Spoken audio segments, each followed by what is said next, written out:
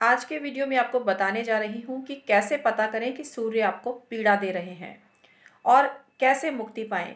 ये वीडियो उन लोगों के लिए विशेष यूज़फुल है जिनको अपनी कुंडली का पता नहीं है और हाथ देखकर काफ़ी कुछ अनुमान लग जाता है कि सूर्य पीड़ित है।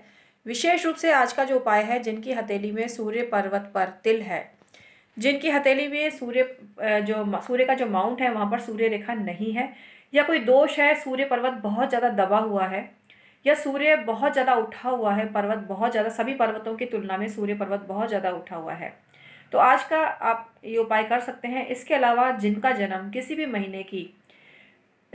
महीने से मतलब है 15 अक्टूबर से और 15 नवंबर के बीच जिनका जन्म हुआ है, उन लोगों के लिए ये जो उपाय है विशेष कारगर है।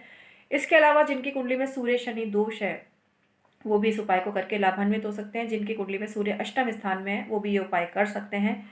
इसमें कोई नग वगैरह नहीं है, सिर्फ आपको छोटे छोटे 2-3 उपाय करने हैं जिनसे कि सूर्य आपके अच्छे हो जाएंगे।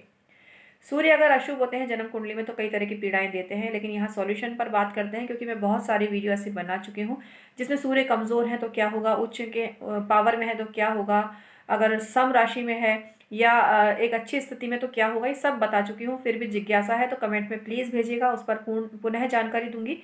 लेकिन आज जो जानकारी दे रही हूँ ये आपके काफ़ी काम की है। इस उपाय को करने से न केवल आपको उच्च पद की प्राप्ति होगी, बल्कि सब जगह आपको सम्मान भी मिलेगा। अगर हर जगह आपकी मखौल मजाक उड़ाई जाती है तो उसमें कमी आ जाएगी। लोग आपके दबदबे को, वर्चस्व को स्वीकार करने लगेंगे और जो आप कहेंगे ना, लोग मानने लगेंगे। तो ये उपाय कौन से हैं, आइए जानते हैं। मैं हूँ डॉक्टर उमा श्री, जैसा कि आप जानते ही हैं, और मैं एक ज्योतिषी हूँ और यूट्यूबर हूँ, और यूट्यूब के माध्यम से तरह तरह की वीडियो बनाती हूँ। आप 20 वर्ष के मेरे ज्योतिषी अनुभव का लाभ उठा सकते हैं, कुंडली परामर्श ले सकते हैं, जिससे कि बिना खर्चे के ना नग पहने ना दांजा, कुछ भी नहीं करना है। सिर्फ अपने एटीट्यूड को, अपने लाइफ स्टाइल को चेंज करके आप जीवन में बहुत सी खुशियों को प्राप्त कर सकते हैं। तो आइए आज का वीडियो शुरू करते हैं मित्रों।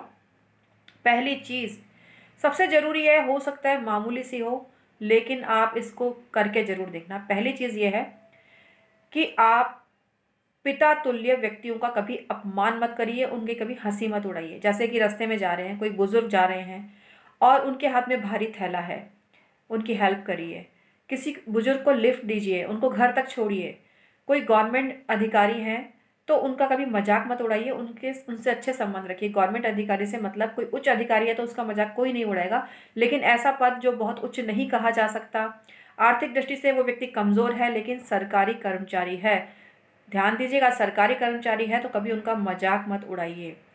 ऐसा करने से सूर्य बहुत ज़्यादा खराब होता है। इसके अलावा गॉड फादर हर किसी के कोई ना कोई होते हैं, जिनके इंस्पिरेशन से, जिनके सपोर्ट से मनुष्य आगे बढ़ता है। लेकिन बाद में देखा गया है कि अपना काम निकलने के बाद व्यक्ति उनको साइड में कर देते हैं। ये कभी मत करना।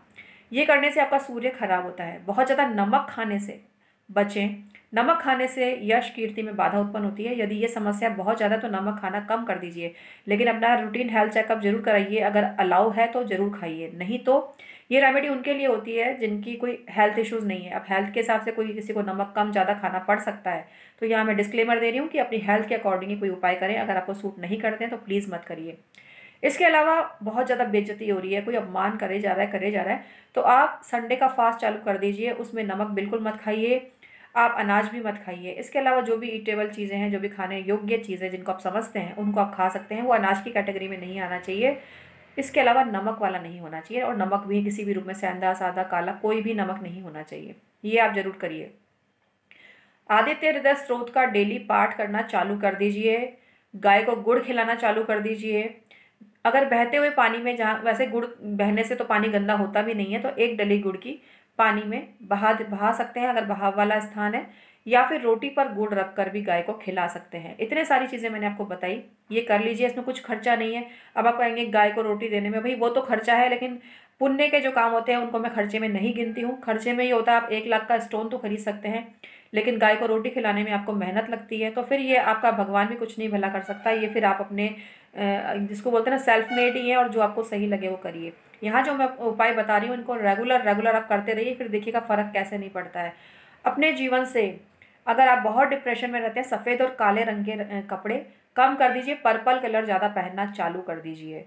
ऐसा करने से आपको बहुत ज़्यादा फायदा होगा। सूर्यदेव का एक चित्र अपने पूरब दिशा में लगाएं, उसको निहारें थोड़ी देर, जो जब सुबह सुबह सनराइज होता है तो थोड़ी देर खड़े रहकर सूर्य देव के समक्ष विनम्र निवेदन कीजिए कि हे सृष्टि के प्रकाश दाता, अगर आप हैं तो सभी तभी सृष्टि का अस्तित्व है। उनके गुणगान कीजिए, सूर्य देव की महिमा उनके ही आगे गाइए जितने अच्छे, जैसे बोलते हैं ना किसी विषय पर निबंध लिखो, तो सूर्य देव पर निबंध लिखना है, उन्हीं के सामने उनके गुण गाथा उनको बताइए। ऐसा करने से आपके अंदर फील पैदा होगा और फीलिंग अच्छी पैदा होने से सूर्य निश्चित रूप से आपका बढ़िया होगा और मान सम्मान दबदबा जरूर कायम रहेगा। जिसका सूर्य बढ़िया है उसका दुनिया में कौन कुछ बिगाड़ सकता है।